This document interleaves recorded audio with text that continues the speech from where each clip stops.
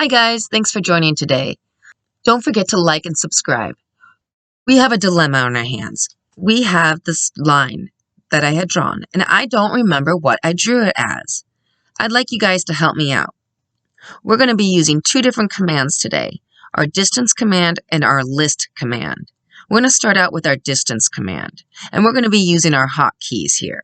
So we're going to type in DIST for distance. DIST, enter. And it's going to ask us the first point. Since we have our snap on, we're just going to snap to one endpoint, and let's go over to the other endpoint.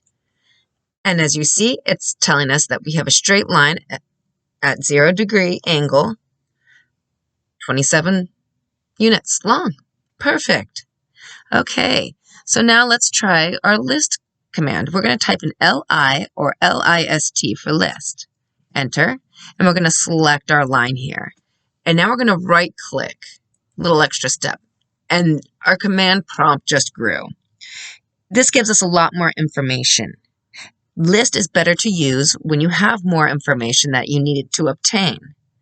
For instance, the angles, the areas, the perimeters, or more information about more objects within what you selected. For instance, if it was a block or if it was a polygon.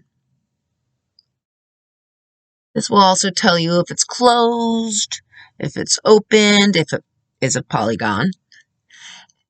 Just a lot more information here. So that's a really good command to keep in mind.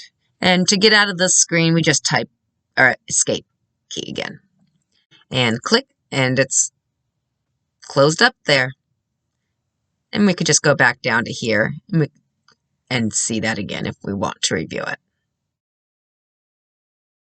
Thanks for joining today.